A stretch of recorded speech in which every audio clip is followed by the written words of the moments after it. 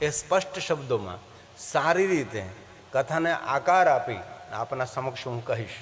પણ એટલું તો જરૂર કહી શકું છું, કોઈ પણ જાતિના, કોઈ પણ જ્ઞાતિના, કોઈ પણ વર્ણના, કોઈ પણ દેશના, કોઈ પણ વેશના જે મનુષ્ય ભગવાન મહાદેવનો ભક્ત છે તેના માટે એટલું તો ભગવાન મહર્ષિ વેદવ્યાસજીએ કહ્યું છે કે એને શિવ ભક્તિ પ્રાપ્ત થાય છે જેને અનંત જન્મો સુધી, જેને ઘોર તપસ્યા કરી છે અને અઘોર તપસ્યાનું ફલ જ તેમના જીવના મહાદેવની ભક્તિ છે.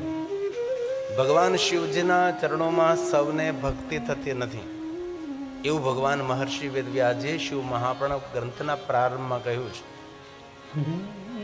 કોઈને કોઈ જગ્યાએ આપણે શ્રદ્ધા, કોઈને કોઈ જગ્યાએ આપણો વિશ્વાસ, પણ સંપૂર્ણ અતૂટ જેને ભગવાન મહાદેવમાં શ્રદ્ધા છે, અતૂટ વિશ્વાસ જેને ભગવાન શિવજીમાં રહેલો છે, તેના માટે ભગવાન વેદવ્યાસજી એક વચન આપ્યું છે કે અનંત જન્મોમાં જેને અઘોર તપસ્યા કરે છે એને જ ભગવાન શંકરજીની ભક્તિ મળે છે.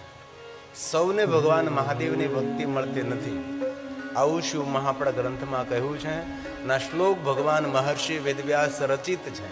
એક એક શ્લોક મહાદેવની પૂજા છે, એક એક શ્લોક શંકર ભગવાનનું આરાધન છે. ભગવાન મહાદેવની કથા આપણે લૌકિક નહીં અલૌકિક સમજવાનો પ્રયાસ કરીએ અને શ્લોકાત્મક ભગવાન મહાદેવની કથા સમજવાનો અને કહેવાનો પ્રયાસ પણ કરીએ. આપણે આ ભગવાન મહર્ષિ વેદવ્યાસજીનું વચન છે. અનંત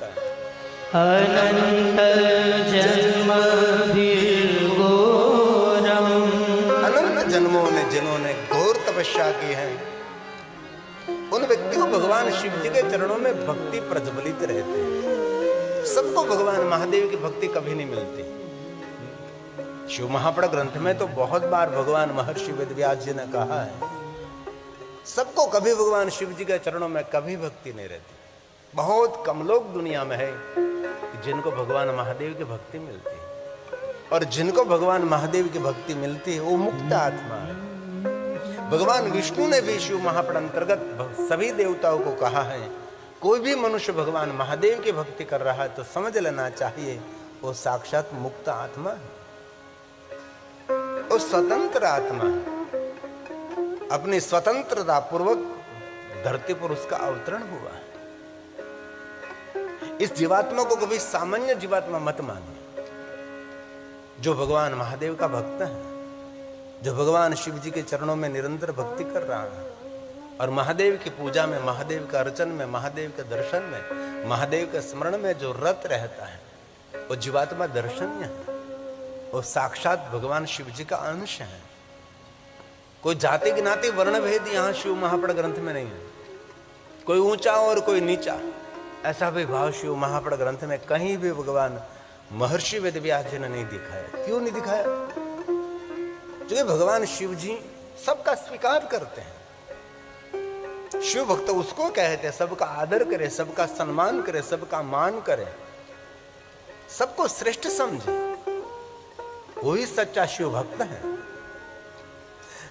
जिनके हृदय में दुर्भाव रहता है, जिनके हृदय में द्विज भाव रहता है, वो संपूर्ण शिव भक्त नहीं है. हम सभी शिव जी को जानते हैं, थोड़ा अंश स्वरूप तो हम जानते ही हैं कि भगवान शिव जी के साथ देवता भी है, दूत भी है, भूत भी है, मूषक भी है, मयूर भी है, सर्व भी है, सिंह भी है, नंदी महाराज भी है. पावन अपावन जिनके साथ प्रेत योनि के सभी रहते हैं. पिछड़े हुए जिनका तिरस्कार देवताओं ने कर दिया उनका स्वीकार भगवान स्वयं शिव जी ने किया है. भगवान शिव जी का चरित्र समझना समझाना एक छोटी बात नहीं है. और जो पहली बार भगवान महादेव की कथा का श्रवण कर रहे हैं उसको तो कुछ भी पता नहीं लगेगा. जो दीर्घ काल से भगवान महादेव के चरित्रों का श्रवण कर रहे हैं उनको पता लगता है कि शिव जी का द्वार क्या है, भगवान शिव जी का चरित्र क्या है, भगवान शिव जी का जीवन चरित्र कितना श्रेष्ठ है. हमारे जीवन में कोई मोटिवेशन करता देवता है तो भगवान शिव है. शिव में क्या नहीं है? शिव में सरलता है, श्रेष्ठता है, समर्पण है, दूसरों के प्रति भाव रखने की प्रीति भगवान शिव जी में है. शिव जी ने सबका स्वीकार किया है. भगवान महादेव ने सबको कुछ न कुछ दिया है। और कोई बुद्धिजीवी व्यक्ति मुझे एक कथा दिखा दे कि भगवान शिव जी किसी के पास वरदान मांगने के लिए गए, कहीं आपको कथा नहीं मिलेगी। और सारी दुनिया के देवता भगवान महादेव के पास वरदान मांगने के लिए लाइन में खड़ी रहती है। भगवान शिव कभी किसी के पास वरदान मांगने के लिए नहीं गए। भगवान महादेव के पास सभी विश्व के देवता वरदान मांगने के लिए आए। और शिव जी ने कभी कोई देवताओं के पास से कुछ मांगा नहीं। शिव जी ने सब कुछ दिया है। और जिनको दिया उसके घर में दिया जल रहा है। उसके जीवन में, उसके घर में, उसके परिवार में कभी अंधकार नहीं होता। ये प्रकाश देने वाला शिव है। क्योंकि मैं शिव जी को ज्योति कहते हैं। महाशिवरात्रि का अर्थ क्या है? महाशिवरात्रि का अर्थ है अंधकार से प्रकाश की ओर हमारी गति। महाशिवरात्रि का अर्थ है कि आकार में से निराकार की ओर हमारी गति हो, हमारा मन वहां समर्पित हो। हमारी सनातनी परंपरा, हमारी हिंदू परंपरा ये निराकार की उपासक है। और निराकार की उपासना का प्रारंभ ये महाशिवरात्रि है। इसलिए कभी महाशिवरात्रि को सामान्य नहीं समझना चाहिए। महाशिवरात्रि देवताओं का पर्व है, ऋषि मुनियों का प्रिय पर्व है, ज्ञानियों का पर्व है, विद्वानों का पर्व है। जिनके जीवन में विद्वत्ता है, जिनके जीवन में ज्ञान है, जिनके जीवन में भक्ति है, जिनके जीवन में देवत्व है, वही महाशिवरात्रि के दिन भगवान महादेव की उपासना साधना कर सकता है। सब लोग भगवान महादेव की उपासना साधना कभी नहीं कर सकते। और आपके परिवार में, आपके घर में कोई एक महादेव का भक्त है तो इतना याद रखे, कोई सामान्य जीवात्मा आपके घर में अवतरित नहीं हुआ है। भगवान शिव ने अंश आपके परिवार में भेजा है। ये महादेव की भक्ति की एक श्रेष्ठ महिमा है। ये तो सिर्फ मैं पूरक कहता हूं। अब तो शिव महापड़ ग्रंथ में तो डुबके लगाना बाकी है। अब तो शिव महापड़ ग्रंथ के द्वार खोलना भी बाकी है। मैं तो उपसहार कहता हूं, थोड़ा थोड़ा मैं एक बैकग्राउंड बना रहा हूं कथा का। इसलिए बहुत हृदय से आप सभी का मैं बहुत आदर करता हूं, क्योंकि आप सभी भगवान महादेव की कथा में पहले दिन उपस्थित हैं। और पहले दिन इतनी बड़ी संख्या में भाइयों बहनों कथा में उपस्थित रहना वो भी हमारा एक पुण्य है, क्योंकि पहले दिन बहुत लोग उपस्थित नहीं रहते। इसलिए आप सबका मैं बहुत हृदय से आदर करता हूं, बहुत हृदय से धन्यवाद करता हूं। आप भगवान महादेव की कथा सुनकर कुछ तो जीवन में परिवर्तन करेंगे, तो जीवन में कोई नया आवर्तन होगा, तो हमारा वर्तन मंगलमय बनेगा ना। ऐसे तो नहीं बनता। कथा सुनने से पुण्य तो जरूर मिलता है, इसमें कोई संशय नहीं है। लेकिन सुख तो तब मिलेगा, शांति तो तब मिलेगी कथा सुनकर जीवन में कुछ परिवर्तन करें। जो परिवर्तन नहीं होगा तो पुण्य मिला, लेकिन आपके जीवन में कोई शांति, कोई सुख नहीं मिला। कथा आध्यात्मिक एक परिवर्तन है।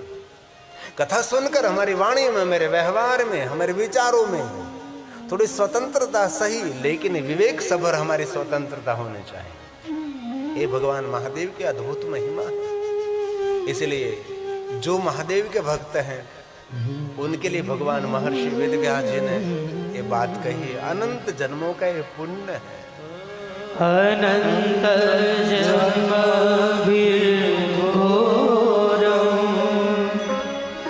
यदि तप्तं तपस्तदा।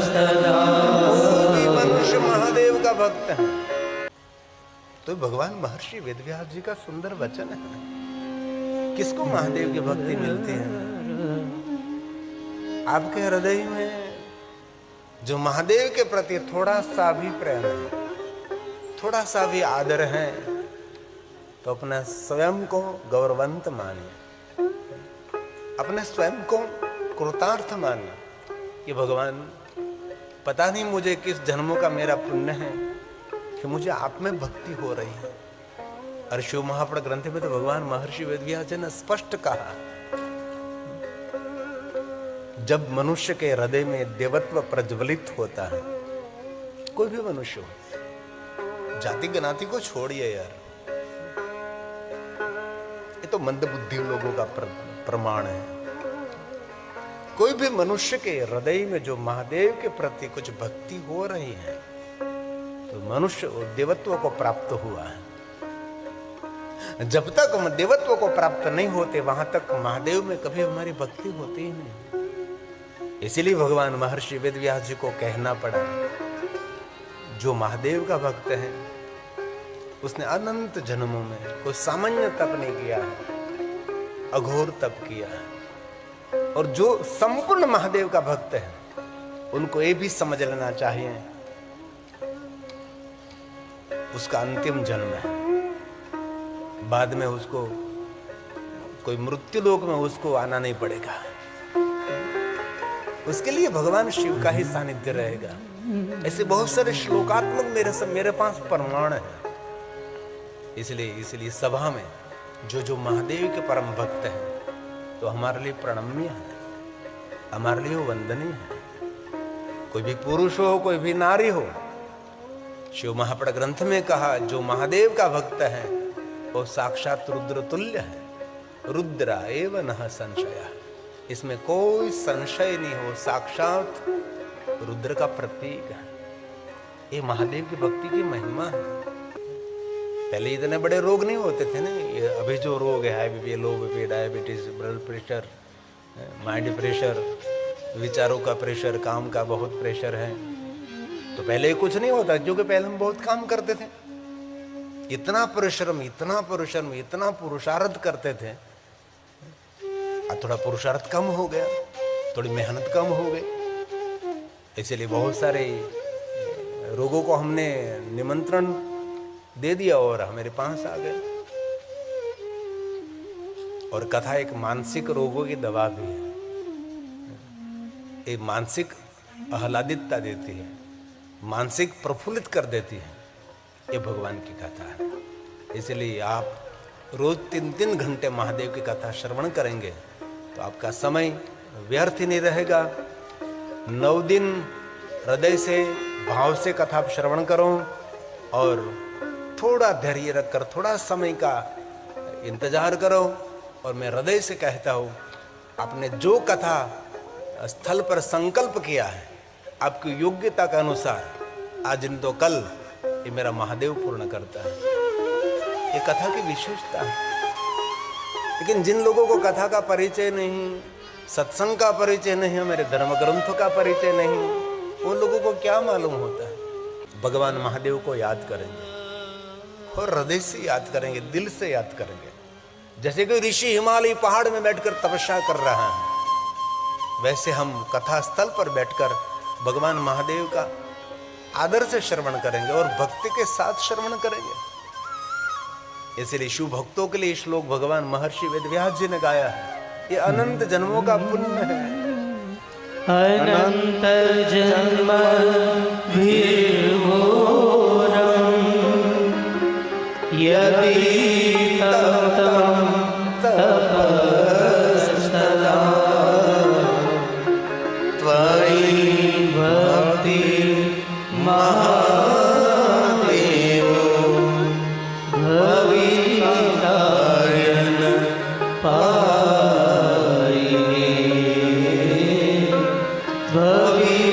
भवितायन पायिने। भगवान महर्षि वेदव्यास जी ने कहा, सबको भगवान महादेव की भक्ति कभी नहीं मिलती, बहुत कम लोग हैं जिनको भगवान महादेव की भक्ति मिलती है। इसलिए आज कथा का पहला दिन है। हम शिव महापुराण कथा का प्रारंभ करने जा रहे हैं और पहले हम शिव महापुराण भगवान को प्रणाम करेंगे। हमारे शब्दों में नहीं, भगवान महर्षि वेदव्यास जी के शब्दों में इस ग्रंथ की वंदना करेंगे, क्योंकि 9 दिन के लिए इस ग्रंथ का श्रवण करना है। इस ग्रंथ में से बहुत मूल्यवान बात कहने का और समझने का प्रयास करना है। इसलिए आदर के साथ भक्ति कहें।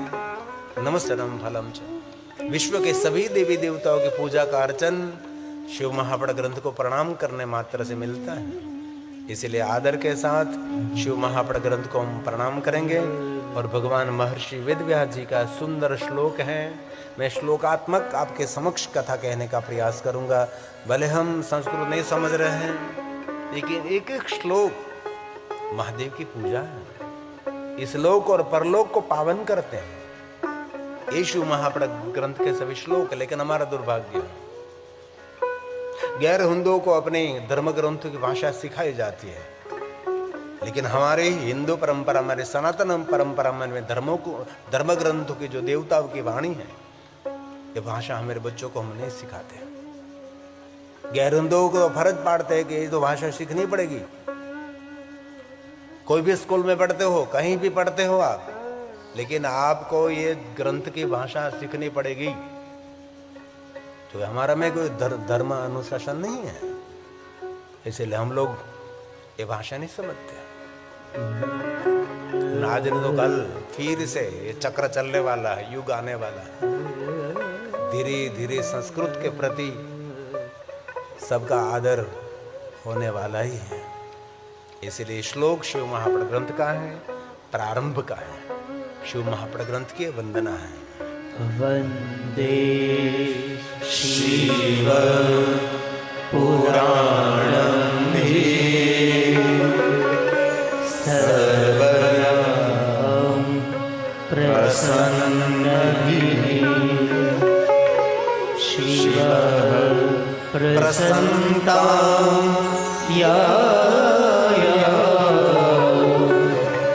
दद्या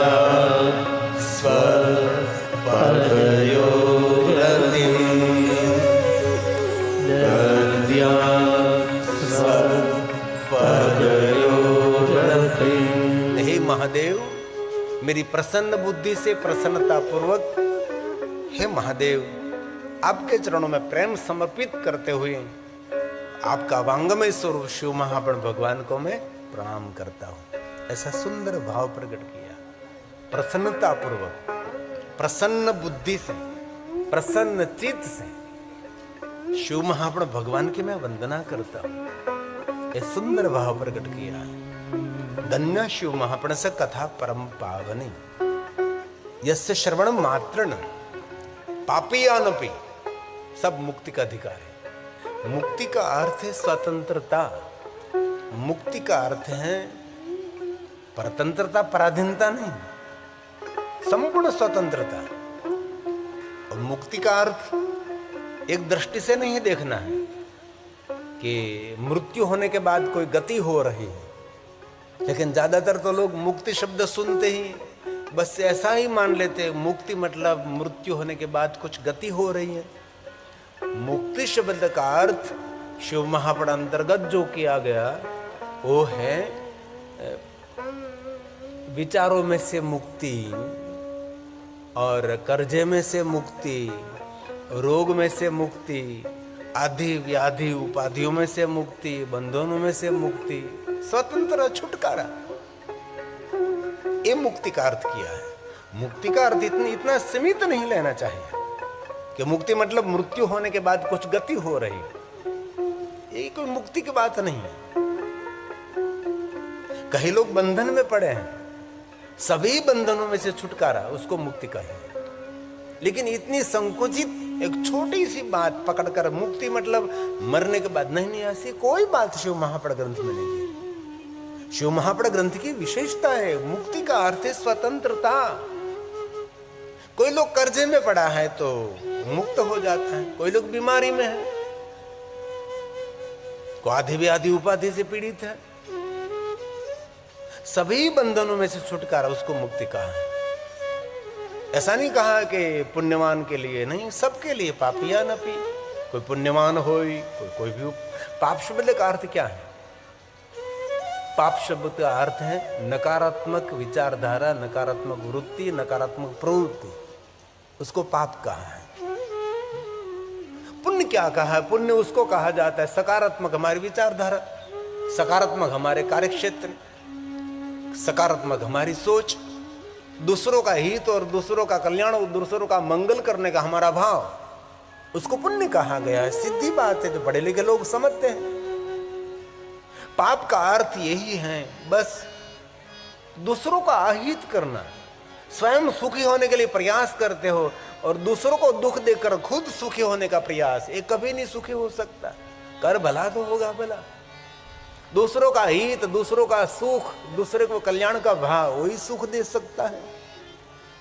संकुचित विचारधारा वाला व्यक्ति, संकुचित भाव वाला व्यक्ति कभी जीवन में सुख का अधिकारी नहीं है। भगवान शिव की तरह विशालता से जो अपना जीवन बनाता है, कोई संकुचितता नहीं, पट रहित, कपट रहित जिनका जीवन है, दंभ रहित, दिखावा रहित जो मनुष्य है, वही सुख का अधिकारी है। भगवान शिव जी के पूरे जीवन चरित्र में देखो, भगवान शिव जी कहीं संकुचित नहीं, कोई भी उनके पास आते सबका स्वीकार करते, सबको वरदान देते हैं। इसीलिए शिव जी को वरदानी कहते हैं, वरदाता कहते हैं। हर एक बात मैं बहुत दिल से कहना चाहता हूं, इस पूरी दुनिया में, पूरे ब्रह्मांड में, 14 ब्रह्मांड ने, अनंत कोटि ब्रह्मांड ने भगवान शिव जी की तुलना कर सके ऐसा विश्व में कोई देव नहीं है जो महादेव की बराबरी कर सके, भगवान शिव के साथ संगत और खड़े रह सके, ऐसा कोई देव दुनिया में नहीं है। शिव ऐसा एक देव है, सर्वगुण संपन्न है। महादेव के चरित्रों में कहीं जगह पर दुर्गुण नहीं है, सभी गुणों का निधि, सभी गुणों का भंडार वो शिव है। लेकिन बहुत लोगों ने महादेव के बारे में बहुत सारी भली बुरी बात कही। आज से 30 साल पहले जब मैं कथा में निकला था तो वो समाज के अंदर बहुत सारा वहम शिव के प्रति था। हमने श्लोकात्मक बातें करते करते, शिव महापुराण ग्रंथ की बातें सुनाते सुनाते बहुत लोगों को सही बात कही कि ये तब गलत फहमी है, गलत बात है। अभी भी मैं बार बार कहता हूँ, जो महाशिवरात्रि आ रही है, महाशिवरात्रि भगवान महादेव के लिंग प्रागट्य का दिन है। इस दिन लिंग पूजा का प्रारंभ हुआ था, इस दिन निराकार पूजा का प्रारंभ हुआ था, वो महाशिवरात्रि है।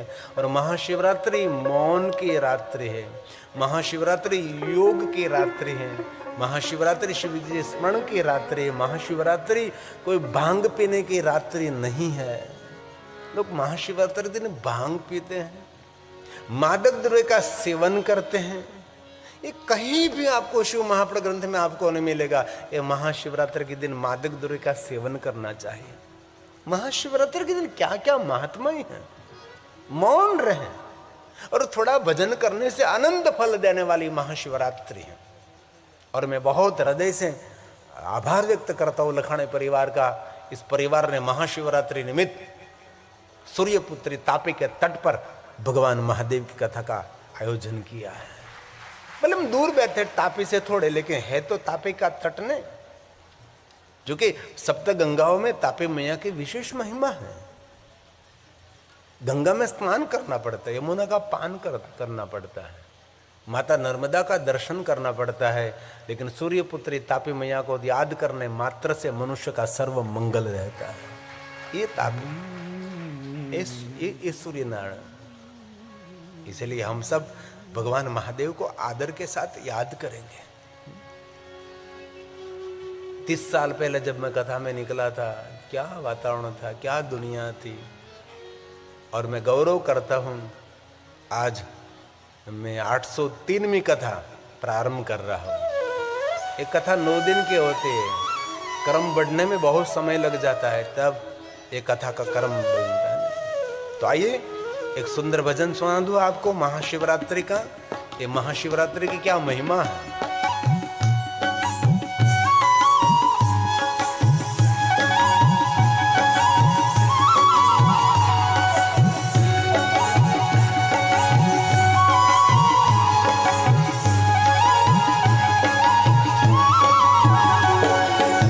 शिवरात्रि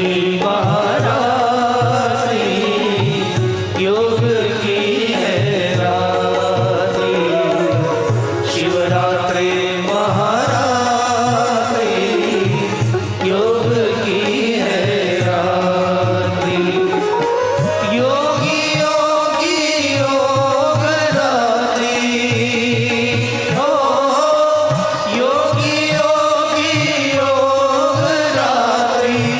मुनियों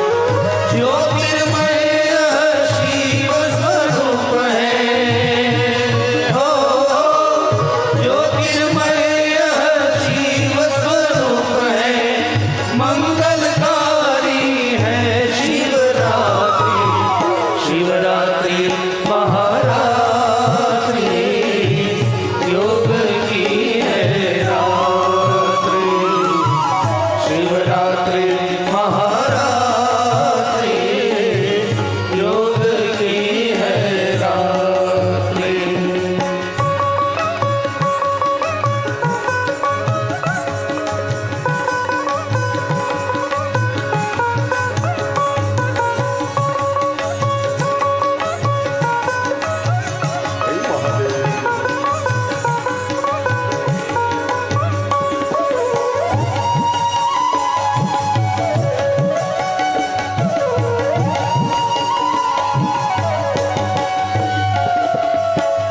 अश्वमेध का पुण्य है रात्रि, दीपमाला की है रात्रि,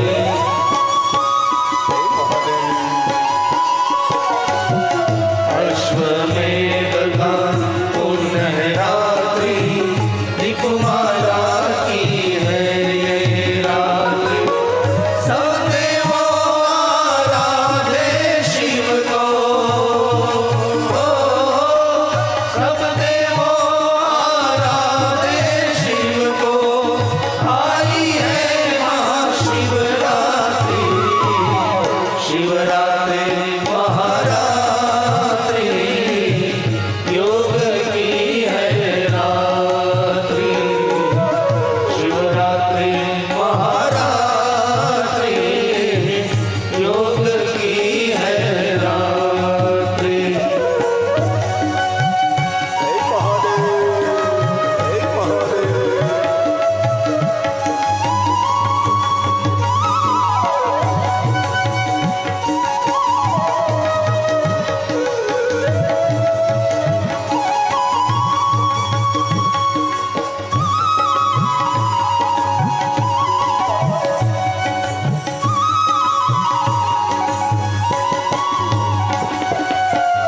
कोई फूल लाया, कोई जलपाती, पंचामृत और जड़ी बूटी,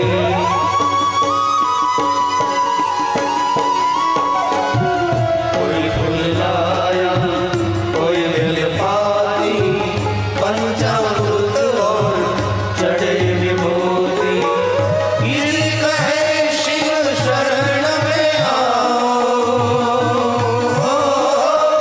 गिरी कहे शिव शरण में आओ, आई है महाशिवरात्रि, शिवरात्रि महारात्रि, योग की है रात्रि, शिवरात्रि महारात्रि, योग की है रात्रि, योग योगी योग रात्रि, योग योगी योग रात्रि, मुनियों की मोह रात्रि, शिवरात्रि महारात्रि, योग की है रात्रि, शिवरात्रि महारात्रि, योग की है रात्रि, शिवरात्रि महारात्रि, योग की है रात्रि, शिवरात्रि महारात्रि, योग की है रात्रि, शिवरात्रि महारात्रि, योग की है रात्रि। तो महाशिवरात्रि निमित्त दिव्य और भव्य शिव महापड़ कथा का आयोजन हुआ है।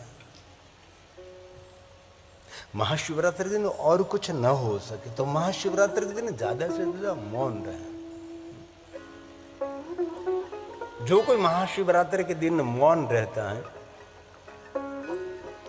उसको अश्वमेध यज्ञ का फल मिलता है, सिर्फ मौन रहने मात्र से।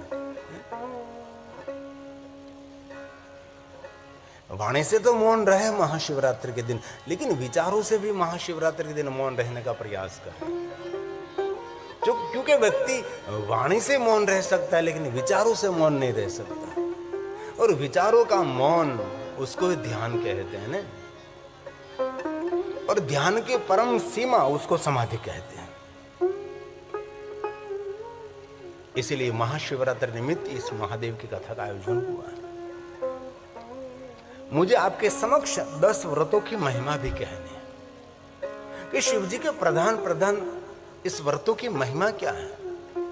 लेकिन थोड़ा पहला शिव महापड़ ग्रंथ का मैं प्रारंभ कर दूं। जो भगवान महर्षि वेदव्यास जी ने कहा है कि जो कोई मनुष्य भगवान महादेव की कथा का श्रवण करेंगे, फलम वक्तु न शक्नोमि, कथा श्रवण करने का जो फल मिलता है, ये फल का वर्णन मैं नहीं कर सकता, ऐसा भगवान व्यास जी ने शिव महापड़ ग्रंथ के प्रारंभ में कहा। वैसे तो बहुत सारा महात्म्य बताया, अश्वमेघ सहस्राणि वाजपेयी शतानि, करोड़ों करोड़ों यज्ञों का पुण्य, सभी तीर्थों की यात्रा का पुण्य, कथा श्रवण मात्रता, मेरु समान सुवर्ण का दान करने का पुण्य कथा श्रवण मात्रता, करोड़ों गायों का दान कथा सुनने मात्र से, बहुत सारा दान कथा श्रवण करने मात्र से, बहुत सारे देवताओं की पूजा अर्चन कथा श्रवण मात्र से, ऐसी बहुत सारी बातें कहकर एक श्लोक में कह दिया कि कथा सुनकर जो पुण्य मिलता है, उसका जो फल मिलता है, इस फल का वर्णन महर्षि भगवान वेदव्यास ने कहा मैं नहीं कर सकता। लेकिन कथा सुनने के बाद फल मिलता है नहीं मिलता है, उसके बारे में आपके समक्ष मैं कुछ नहीं कह सकता। लेकिन जो कथा श्रद्धा से सुनता है उसका जीवन कभी निष्फल नहीं होता। एकदम श्रद्धा से कहता हूं, कथा सुनने से कुछ फल मिले न मिले बात दूसरी है, लेकिन जो श्रद्धा से भाव से भगवान की कथा श्रवण करते हैं उसका जीवन कभी निष्फल नहीं होगा, उनका जीवन व्यर्थ नहीं रहता, कभी नहीं रहता। वैसे तो शिव महापड़ ग्रंथ में कहा श्लोकम श्लोकार्धम, रोज आधे श्लोक का तो पाठ करना चाहिए, शिव महापड़ ग्रंथ का थोड़ा अध्ययन करना चाहिए। जो महादेव का भक्त है उसके लिए नहीं, सबके लिए है।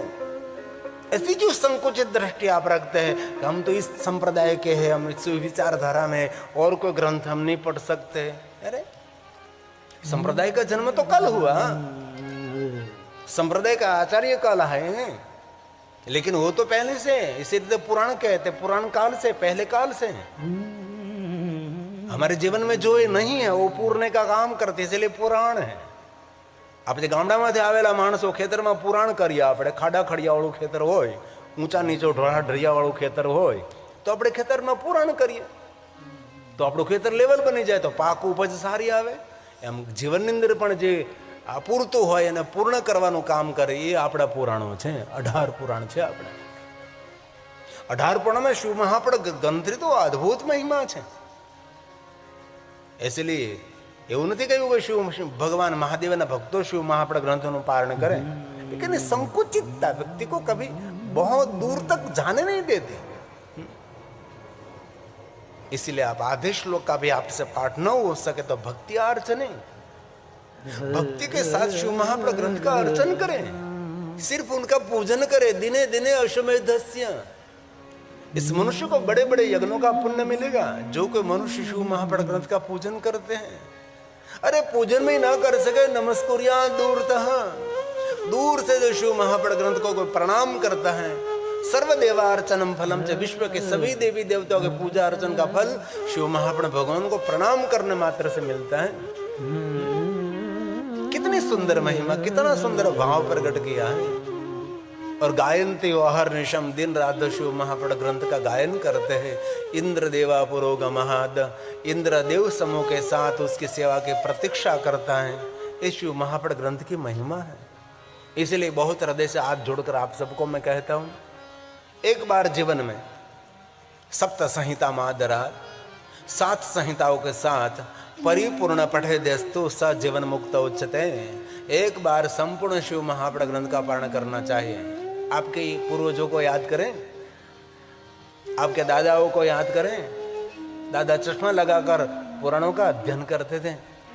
जब निवृत्ति ले ली खेत में जाना बंद हो गया, कामकाज थोड़ा सबने संभाल लिया, तो थोड़ी सी निवृत्ति, ग्रंथों का पारण करते थे, ग्रंथों का पाठ करते थे, श्रेष्ठ पुस्तकों का वांचन करना वही हमारा श्रेष्ठ जीवन का मार्गदर्शक है। कई लोग पुस्तक प्रेमी नहीं होते। हर पुस्तक जीवन में कुछ सीख देता है, कुछ दिशा दिखाता है, हमारे जीवन की दशा सुधरे, दिशा बदले। इसलिए हमारे पुराणों का पाठ करना चाहिए, पुराणों का वांचन करना चाहिए। सप्त संहिता मादरात परिपूर्ण पठेद्यस्तु तो स जीवन मुक्त उच्चते, जीवित हो तो भी उसको मुक्त समझना चाहिए। ये शिव महापुराण ग्रंथ की एक महिमा भी है। और हमारे 18 पुराणों में ये महादेव का पुराण है, इसलिए कोई सामान्य पुराण तो है नहीं। सभी पुराणों में तिलक समान ये पुराण है, वेद सम्मत है, और जो कुछ वस्तु प्रस्तुत की गई कुछ अलग भाव से प्रस्तुत की गई, लेकिन एक शब्द बदलता है, वाक्य रचना बदल सकती है, लेकिन भाव तो वही रहता है। इसलिए जो कोई मनुष्य शिव महापुराण ग्रंथ का अध्ययन करता है, वांचन करता है, पाठ करता है, श्रवण करते हैं, उनके लिए कहा उसकी गति नहीं परम गति। परम गति मतलब सुख, चिंता मुक्त जीवन। परम गति मतलब आंख बंद होने के बाद कोई गति हो रही, उसकी बात तो छोड़ दीजिए। किसी की मृत्यु हुई, उसका कोई संदेश नहीं है, हम सभी जानते हैं। इसलिए जो कुछ हम अनुभूति कर रहे हैं, अनुभव कर रहे हैं, एहसास कर रहे हैं, सब कुछ जीवित हैं। इसलिए मरने के बाद मुक्ति की बात छोड़िए एक बाजू, जीवित हम मुक्त हो जाए। बहुत सारे बंधनों में हम लोग पड़े हैं, इस बंधनों में से मुक्त करने वाला महादेव है। इसलिए सभी ग्रंथों में श्रेष्ठ कोई ग्रंथ शिव महापुराण है।